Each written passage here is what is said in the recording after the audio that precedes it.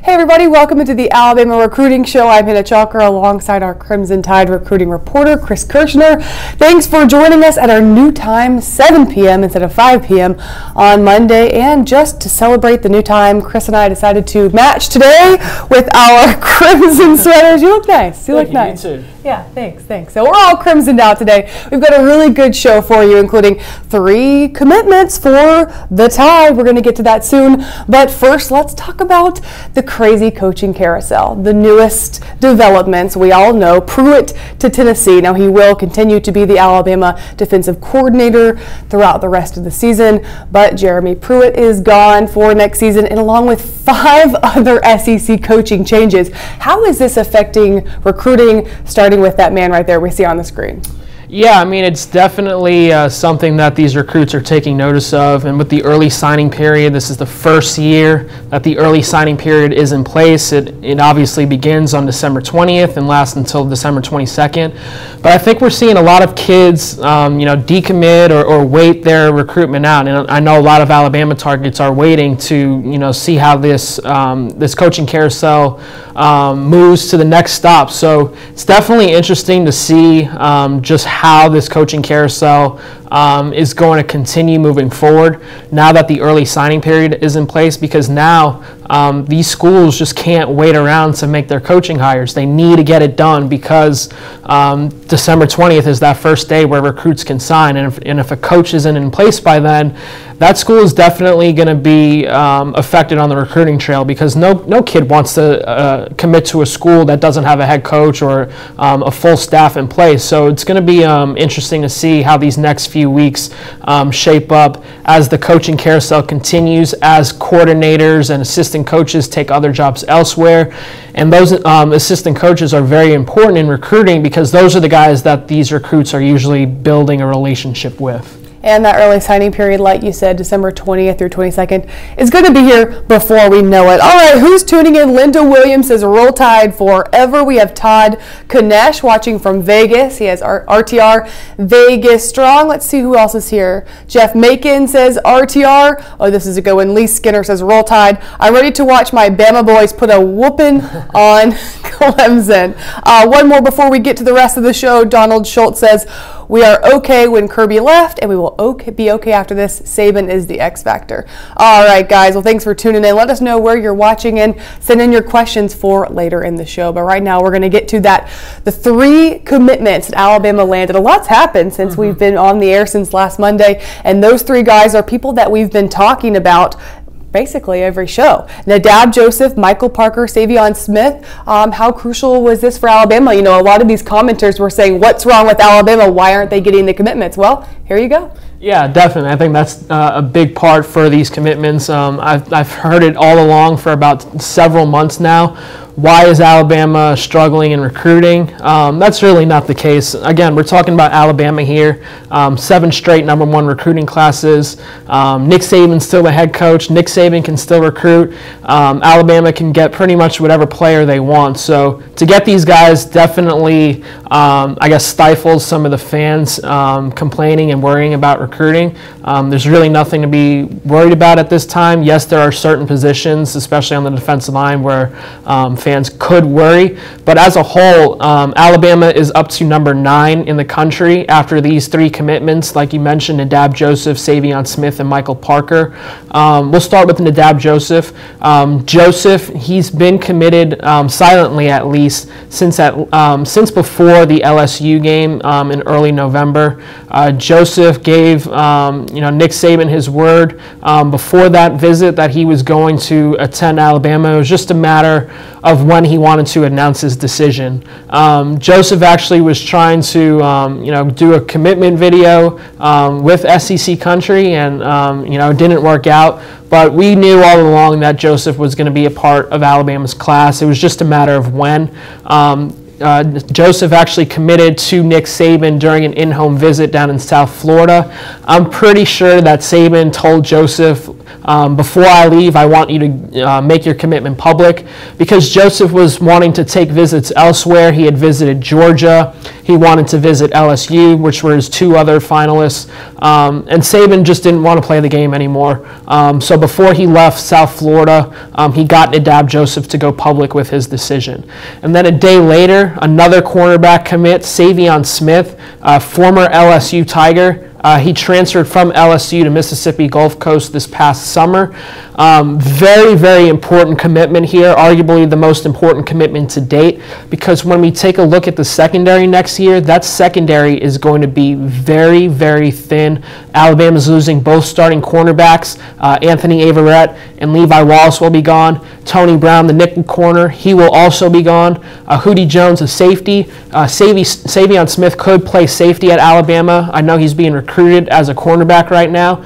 A little secret here, Alabama usually tells all these defensive backs that they're being recruited at corner, and then once they sign, they usually make one of those cornerbacks a safety. It's just because cornerback is the sexier position. They make more money in the NFL. So Alabama tells these defensive backs, hey, we're recruiting you as a corner. Then ultimately they transition to being a safety. So Savion Smith could play safety in Tuscaloosa, and that's important because guys like Ronnie Harrison and Minkah Fitzpatrick, likely candidates to declare for the NFL draft. So getting his commitment is very important because Savion Smith, in my opinion, he's going to be a starter in that secondary next year. It's just a matter of which position he plays. And then follow that up with a couple days later, Alabama gets a commitment from in-state tight end Michael Parker. Parker's been a guy that Alabama has been in love with since the summer. He took a visit there in the summer for a camp,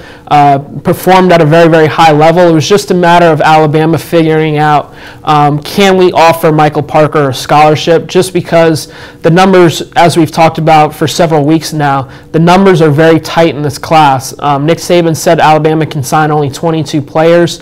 I know Alabama is trying to sign over that number with the blue shirt option. Blue shirt, it's pretty much a guaranteed scholarship.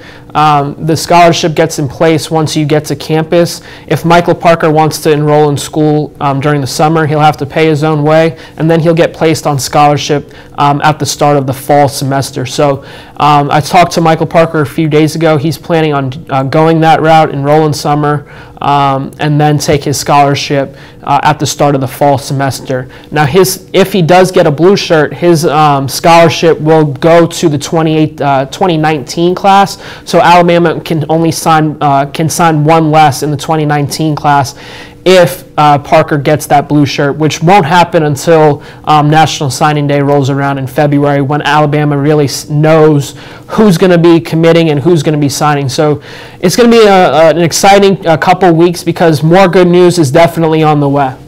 I like you spilling Saban secrets on the show. Saban secrets. Saban secrets.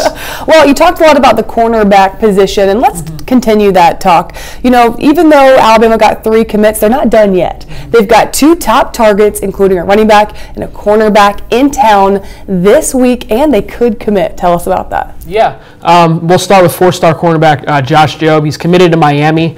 I ultimately think Jobe flips his commitment. It could happen this weekend. It could happen during that first day of the early signing period. Jobe was not planning on making any decision during the early signing period. He wanted to make a final decision during the Army All-American game in January. But Jobe feels like he's ready to get his recruitment over with. And I know a lot of people believe that Alabama is going to be the place he calls home for the next 3 to 4 seasons. I've talked to Jobe quite a bit over these past few weeks, and he's just been getting tired of the recruiting process. Doesn't really want to deal with all the interviews anymore. He doesn't want to deal with talking to coaches. And I know Miami, the school he's been committed to for over 2 years now, I think Miami has started to realize that Jobe is not going to sign with the Hurricanes. You know, if you check Josh Jobe's Twitter account, it's pretty much been all Alabama related for several weeks now. From mentioning meeting with Coach Saban to tweeting an edit that Alabama made for him to defensive backs coach Derek Ansley. It's been pretty clear for quite some time now that Jobe is likely going to be a part of Alabama's class. It's just a matter of will he flip this weekend or will he just wait until the first day of the early signing period. Now, another guy who's visiting, Jerome Ford, he's uncommitted, Alabama's top running back target. As far as uncommitted players go, he's visiting this weekend. He was expected to visit Tuscaloosa in January for an official visit. He decided to push that up. In my opinion, I think this is Alabama telling Jerome Ford, we want you to visit this weekend and we want you to commit. And we want you to sign during that early signing period, because a lot of these schools across the country don't want to play the recruiting game with these guys. If they know that these players want to commit to Alabama or wherever their school is, they want them to sign during that early signing period, because it's one less guy that they need to recruit and worry about during the playoffs like Alabama is. Alabama is worried about preparing for Clemson and preparing for another national championship. So if Alabama knows that Jerome Ford, he has Alabama as his public leader, they want him to visit this weekend and go ahead and commit so they don't have to worry about hosting him on a visit in January. He can be signed. Alabama knows that they'll have its running back in this class, and I think that's why Jerome Ford decided to push his visit up. All right, Chris. Well, it's not all good news for the Tide. There's a couple of academic concerns for a couple of the Tide's top targets. That's Iyabi Anoma and Christian Barmore. What's the latest? Yeah, both those guys took official visits this past weekend. Like you said, 2 top targets for the Crimson Tide in this class. I think Iyabi Anoma, I know from talking to people this past weekend, 5-star Jack linebacker target, big-time player in this 2018 class. He actually rose to a 5-star this past week. So I think with Anoma, the plan is that Anoma is going to finish out this academic year at St. Francis Academy in Baltimore. He should be able to qualify. I know that there is some concern there, but from talking with people, he should be able to get his work done. As far as Christian Barmore, Barmore has risen up Alabama's recruiting board at the defensive tackle position. Critical area of need for Alabama in this class. There is very serious concern with Barmore with his academics. From talking with people this past weekend, Barmore has a lot of work to do in the classroom, and the thing I would say about Alabama and Christian Barmore, I remember, a few recruiting classes ago, Raekwon Davis obviously making a big impact at Alabama now, but there was serious concern with Raekwon Davis and his academics. He actually signed with a junior college on National Signing Day in addition to Alabama, because that there was some very serious concern that Raekwon Davis wouldn't be able to qualify academically. But Raekwon, he busted his tail in the classroom and got his work done. So there's definitely hope with Barmore, and it's definitely going to be a situation that Alabama continues to monitor, because, like I said, defensive tackle is such a critical position of need in this class. Well, that's not Alabama's only concern. I've actually got 2 more names for you, areas of concern for the Tide. Andreas Fox, 3-star defensive end from Mobile, Alabama, did not take his visit this past weekend. This could be because Jeremy Pruitt was his top recruiter. Pruitt going to Tennessee. What's going on with this recruitment? Yeah, Andreas Fox actually picked up an offer from Tennessee a few days ago.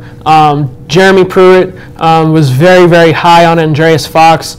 I know that there was some contention there with Andreas Fox between the Alabama staff. Some coaches thought Fox was a really good player, and then some coaches thought that Alabama should focus its recruiting efforts elsewhere.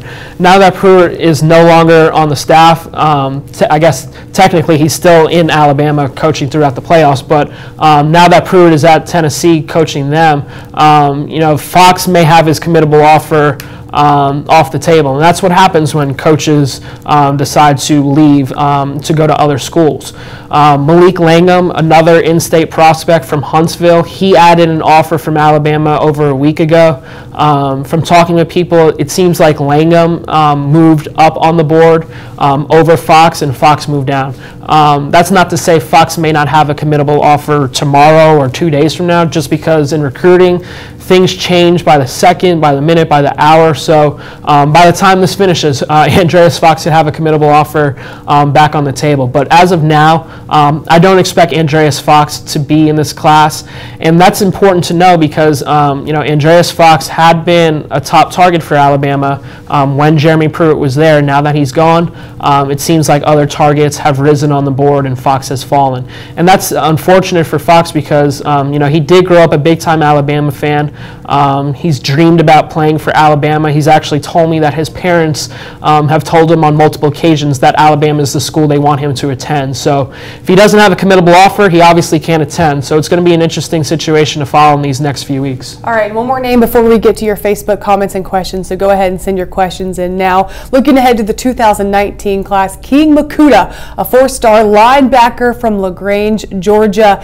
He's committing this Friday, okay, but the bad news is he tweeted on Sunday he's going to choose between FSU, Georgia, and Miami. What happened to Alabama?